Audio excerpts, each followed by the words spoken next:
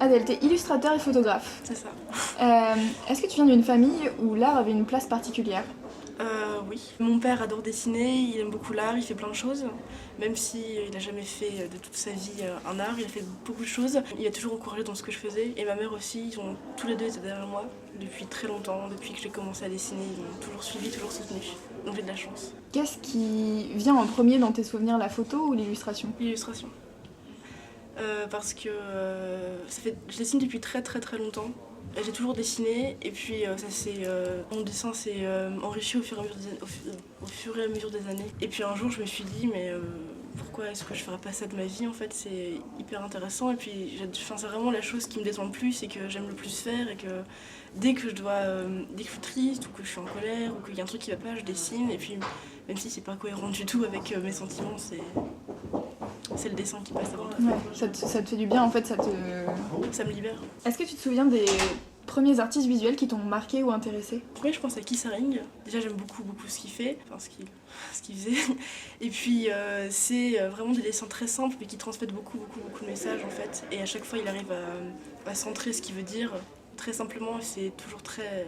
Je trouve que c'est vraiment une façon intéressante de dire les choses. Et sinon, dans les illustrateurs actuels, il y a Boulet, ou Bastien Vives, que je suis. Et après, il y a plein de petits blogs BD que je regarde tous les jours sur Instagram. Sur Instagram, j'ai vu que tu partages régulièrement les photos d'un carnet où tu colles, tu dessines un peu Oui. plein de choses. Est-ce que c'est un cahier qui te sert d'exutoire, que tu trimbales un peu partout? Oui, c'est un petit carnet que j'ai commencé il y a quelques mois. Et dedans, en fait, c'est un cahier de tout. Je mets des listes. Il y a une image que j'aime bien, je la colle. Je colle des tickets de métro. Quand je vais dans des musées, tous mes petits souvenirs, je les mets dedans. Et en fait, j'aime beaucoup les carnets et j'ai tendance à faire un carnet spécial ça et un carnet spécial dessin, un carnet spécial aquarelle.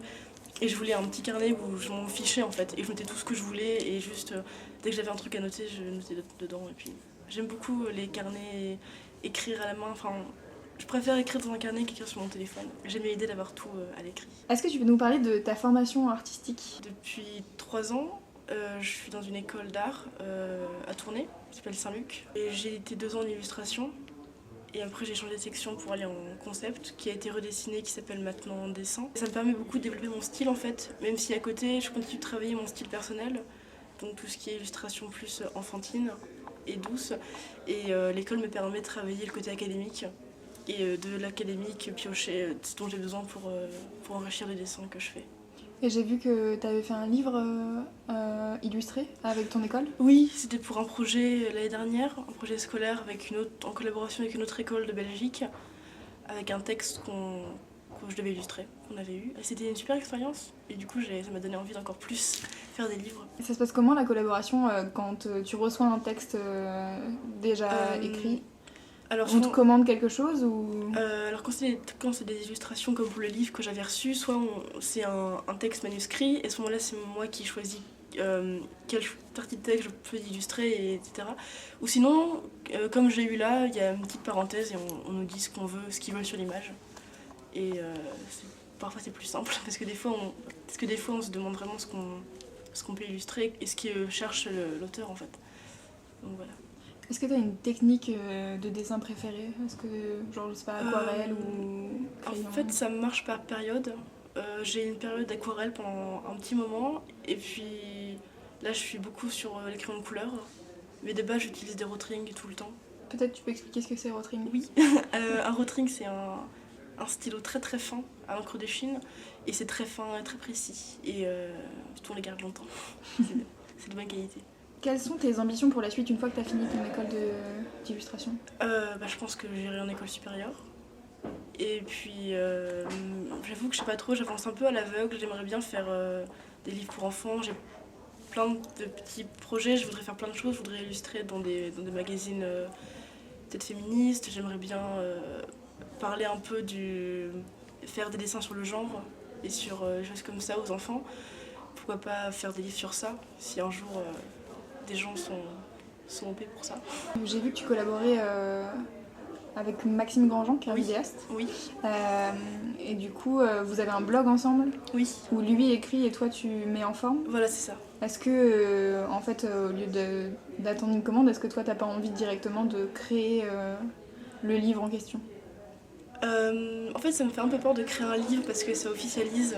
Et j'aime bien l'idée d'avoir un blog et de me dire que je peux le modifier quand je veux, ou bien le supprimer, ou bien toujours apporter des modifications sur ça. Sortir un livre, pour moi, ça me stresse toujours parce que c'est beaucoup, beaucoup de travail et je suis ça me stresse un peu et du coup j'attends d'avoir un style bien défini pour commencer à dessiner des choses. Je suis sûre que ça tiendra longtemps.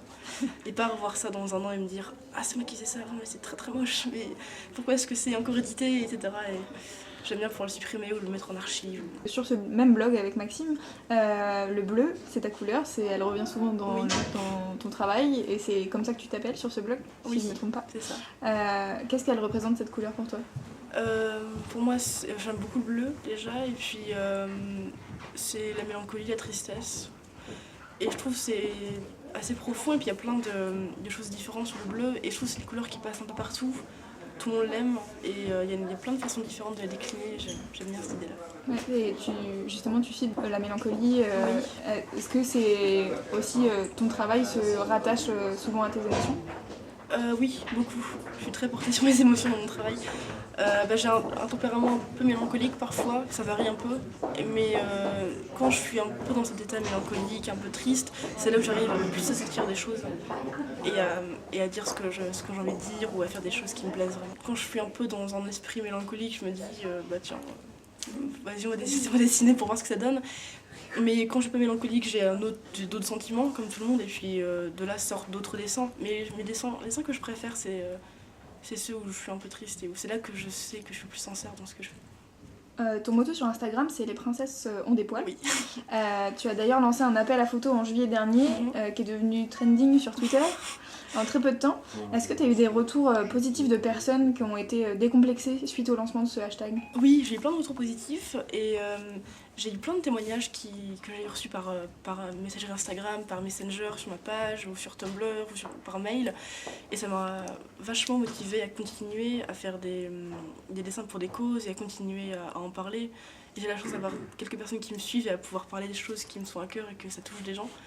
Et d'ailleurs, avec le témoignage, j'ai créé un tout petit blog qui s'appelle Raconte tes poils, que j'ai mis sur mon blog, mais j'en parle plus beaucoup. Et dessus, il y a plein de témoignages de filles ou de garçons ou même autre genre. Autre genre, tout à fait, qui parlent de leur expérience avec les poils, etc. Et du coup, est-ce qu'il y en a, je sais pas, un ou deux qui t'ont marqué, que tu pourrais raconter? Il y en a un qui m'a marqué beaucoup, c'était... beaucoup de témoignages, c'était surtout... j'ai été embêtée par telle fille de ma classe ou tel garçon de la cour de récréation.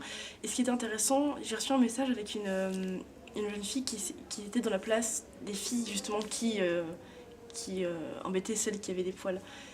Et je trouve ça intéressant de voir un autre point de vue, parce qu'effectivement moi je me suis fait embêter par des filles qui me faisaient des réflexions, et c'était intéressant de voir le point de vue de la fille en question qui faisait des réflexions, et elle expliquait qu'elle était entraînée par sa bande et que voilà, mais qu'au fur et à mesure du temps elle s'était rendue compte que... Par exemple, de voir ce hashtag sur Twitter ou j'en sais rien, l'a aidé à se rendre compte de ce qu'elle faisait. J'imagine, et puis c'était il y a un petit moment, donc je pense que quand elle a grandi, elle a côtoyé d'autres personnes, et puis elle s'est rendue compte de ça, mais voilà. Puis oui, sûrement peut-être que le hashtag a un peu aidé, j'imagine, j'espère. Qu'est-ce que t'as ressenti en voyant l'ampleur que prenait ce tag? Parce qu'il y a quand même un article sur toi dans le Télégraphe. Tout à fait. En fait, quand j'ai lancé le hashtag, je pensais jamais que ça irait aussi loin. Je me disais, il y aura peut-être un petit peu de réaction parce qu'il y a des gens qui me suivent et qui me disent ce que je fais et c'est super cool. Et puis, j'ai lancé un soir avant d'aller me coucher, en fait, avant de faire mon ordinateur. Et puis le lendemain, j'ai BuzzFeed qui m'a envoyé un SMS, un mail et qui m'a appelé. Et puis j'ai le Huffington Post qui a continué, et puis j'ai vu que ça montait, et en fait je me suis rendu compte qu'il était en top training, et je l'ai vu monter en fait. Je l'ai vu en 16e, et puis en 12e, et puis en 9e, et puis après j'ai des amis qui m'ont appelé pour me dire en fait il était en top, et j'ai fait oh, et c'était assez incroyable. Et je pensais jamais que c'était possible, enfin que ça arriverait à quelqu'un comme moi, ou que ça m'arriverait en fait. Pour moi ça reste toujours qu'aux autres. T'as aussi réalisé donc une vidéo qui s'intitule Les princesses ont des poils, oui, où tu mets en avant ton corps et tes poils. Je l'ai perçu vraiment comme un disclaimer de je fais ce que je veux avec mon corps et vraiment, genre, vraiment votre avis, je m'en tape. Est-ce que c'était ton intention première dans ce film? Alors en fait, le film date de octobre dernier ou avant. Ouais, c'est un an. Ouais, ça fait un à peu an, près. un peu plus d'un an. C'était dans le cadre d'un projet scolaire pour un concours en Belgique qui s'appelle Ramdam. Et c'était le thème, c'était quelque chose qui dérange. Et j'avais réfléchi beaucoup et j'avais décidé de parler des poils parce que ça me tenait à cœur. Et du coup, j'avais fait une vidéo où je montrais juste mon corps avec des poils, que j'assume. Ouf. Mais oui, puis c'est une façon de me décomplexer et de me dire c'est tout, c'est comme ça, j'ai des poils et c'est normal. Justement, je parlais de l'article du Télégraphe, donc qui relayait le hashtag Les princesses ont des poils. Tu expliquais que t'as été victime de harcèlement à cause de ça. Oui. Est-ce que tu aurais des conseils pour les mademoiselles qui nous regardent, si elles reçoivent justement des commentaires désagréables sur leur physique, quel qu'il soit? Comment est-ce que toi t'as fait face à ça? Pendant longtemps c'était dur et je me suis rasée pendant un moment. Et puis j'ai la chance d'avoir des parents qui m'ont toujours soutenue, qui sont hyper ouverts sur ça et qui m'ont juste dit tu t'en fous, je les écoute pas. Souvent je me prends en photo par exemple, ou bien je me regarde dans la glace et je me rapporte juste à moi-même et je me dis mais je suis pas si pire que ça, enfin je m'aime bien et j'aime bien ce que je renvoie, j'aime bien ce que je suis, je me sens bien. Et je me dis, les gens autour, ils sont sûrement les mêmes complexes que j'avais. Et c'est hyper bateau, mais il faut pas les écouter, il faut juste faire son chemin et se construire à partir de ce qui nous entoure, et de nos amis et de ce qu'on ressent de nous-mêmes. Ouais, c'est peut-être important aussi ça, d'être bien entouré, Oui. d'éviter justement. Si vous avez des gens qui vous embêtent vraiment, ne les écoutez pas et partez loin, très loin. Oui, c'est ça. Et oui, s'éloigner des gribouillis noirs qui nous embêtent. Merci Adèle. Merci beaucoup.